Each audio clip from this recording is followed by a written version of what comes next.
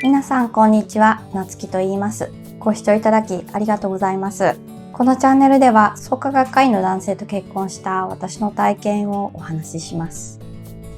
私はですね、2025年の2月に YouTube チャンネルを開設して同月にチャンネルを削除しました。理由は YouTube のガイドライン違反になる可能性があると不安に思ったからです。他の SNS やブログなどで発信する方法を考えましたが、YouTube 以上の手段はないと思って新たにチャンネルをまた開設しました。もしかしたらその時の動画を見てくださった方がまたこちらの動画も見てくださっているかもしれません。動画でやめますとお伝えしましたが、結構急にチャンネルを消してしまって申し訳ありませんでした。今後この YouTube チャンネルで発信をするにあたってお伝えしたいことがあります。コメント欄は開放しますが、コメントの内容によっては私の判断で削除します。私が話すテーマがテーマなので批判するような厳しいコメントを目にすると私はもちろんショックですし、そんなコメントを目にして嫌な思いをしてしまう視聴者の方もいらっしゃると思います。あまりにひどいと発信を続けること自体が難しくなってしまいます。チャンネル登録や高評価をしてくださったり、コメントをしてくださるのは本当に嬉しくて、動画投稿の励みにもなります。でもコメントは全て確認させてもらって、コメントの内容によっては私の判断で削除させてもらいます。はい、ということで、前置きが長くなりましたが、今回の動画では私が創価と出会ったきっかけから創価の人と結婚するまでのお話をします。もしかしたら削除した前の動画を見てくださった方がこの動画も見てくださっているかもしれないのでお話ししておきますが、その時とほぼ同じ内容になります。私は今の夫と付き合っている時、結婚が決まった時、本当に悩みました。創価じゃなかったらって何度も思いました。今結婚して18年経ちました。私が夫と出会ったのは大学生の時でした。夫は一つ上の先輩で、あるサークルに所属した時に出会いました。第一印象は変な人でしたね。でも見た目と違って声は大きいなという印象でした。付き合うきっかけは何だったか忘れてしまいましたが、何回か会っているうちに自然とそうなった気がします。ある時です彼から創価のことを聞きました。今は懐かしのロッテリアでお昼を食べている時でした。私は創価のことは全く知らなかったです。当時21歳でした。よくわからないけど、この人めっちゃ喋るなということしか覚えていないです。当時私は留学生の知り合いもいて、留学を経験していたので、宗教に変な壁がなかったのか、あまり嫌悪感なく、みたいな感じで聞いていました。当時はガラケーでしたし、すぐ調べたりとかしなかったんです。それで結局入会してほしいって言われました。いきなりそう言われて入会するわけないですよね。で、断ってその場は終わりました。めちゃめちゃしつこかったですけど、入会しないって言いましたね。次に会った時から創価の話をされるようになりました。入会しないって言ったのに会合に出てみないとか、婦人部の人と会ってみない、公明党はこんなことしているよ、新聞読んでみないとかこんなことを言われ続けると怖くなってきてどうしようかと思って、で、彼がそこまで言うなら、ちゃんと向き合ってみようと思ったんです。ある時、彼の実家に呼ばれたので行きました。今思うと私すごいなって思います。それで彼の実家に行ってみたら、びっくりしました。普通の家のリビングではないんですよ。畳の部屋にでっかい仏壇があって、ポスターや何やら賞状とか写真とか、で目標みたいなものが部屋の至るところに貼ってありました。そこで、彼と彼のお母さんと知らないおばさんがいました。で、そのおばさんは婦人部の人です。そこで彼から聞いたような同じ話をたくさん聞かされたような気がします。その環境や状況に圧倒されて雰囲気しか覚えていないですね。はーとかまーとかぐらいの相槌しかできなかったです。でもはっきり覚えていることがね、3つあってですね。1つ目が、それでやっぱり入会しないって言われました。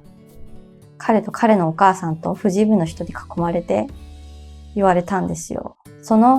よくその雰囲気にね、耐えたなって思います。で、そこでも断りました。それで2つ目がですね、彼のお母さんは入会しなくていいって言ってくれたんです。婦人部の人はね、入会するものだと思っていたみたいで、めっちゃ押してきました。で、3つ目がですね、仏壇にご記念入会と書かれた、これぐらいの紙があってですね、その紙に何人かの名前が書かれていました。その中に私の名前もあったんです。私が入会するようにお祈りされていたんだって思って、まじないみたいな、なんか怖って思ったんです。それとですね、あれ、お母さん入会しなくていいって言ったやんって思いました。で、その場は終わったんですけど、それから彼がしつこく入会を迫ってくるわけですよ。入会したところでね、お金はかからないし、介護に出てほしいけど出なくていいとか、絶対大丈夫とかね。で、結局私が根負けして入会しました。入会するときは入会カード、なんか紙に名前とか書いて5000円を払いました。もちろんね、私ではなくて彼が払いました。入会にお金がかかるわけではなくて、ご本尊様授与のためです。これからお話しすることは前回削除した動画で話していなかったと思うんですが、入会してからね、入会言業会まで実は数年経っているんです。すみません、20年以上前のことなので、ちょっと辻褄が合わないところがもしかしたらあるかもしれません。入会言業会のことをね、思い出したんです。なんかもう本当に嫌だったんですけど、無理やり生かされた気がします。覚えていることは、なんやかんやあって、なんか最後に記念撮影、なんか写真撮影があったんです。私ね、それ断固として断ったんですよ。嫌だって言って。で、それで怒って帰りました。もう今思えば子供みたいなことをしたんですけど、当時何歳かな、20代だし、本当に嫌だったんでしょうね。で、なんだか知らない人に声をかけられてそれなりに対応していたと思いますが、なんかもう怖くなったのか嫌になったのか逃げました。4年くらいかな、付き合って結婚しました。で、入会言業会は結婚した後だったと思います。で、なんで結婚したのかっていうと、結婚したかったからっていうことでしょうかね。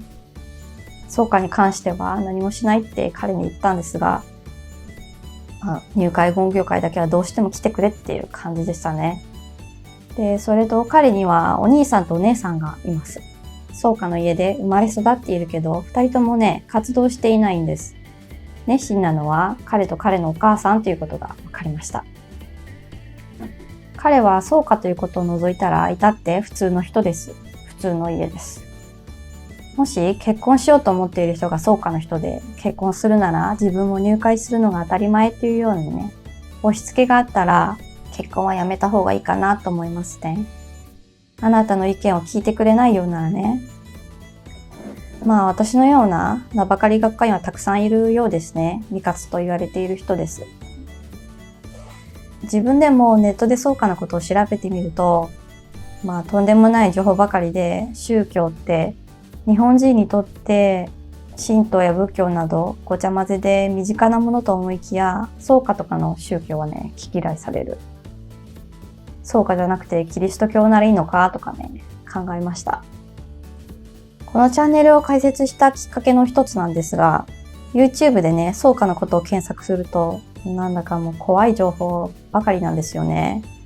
YouTube に限らず他のどんなメディアでもそうなんですが、過激な内容にすればね、見られるからなんですよ。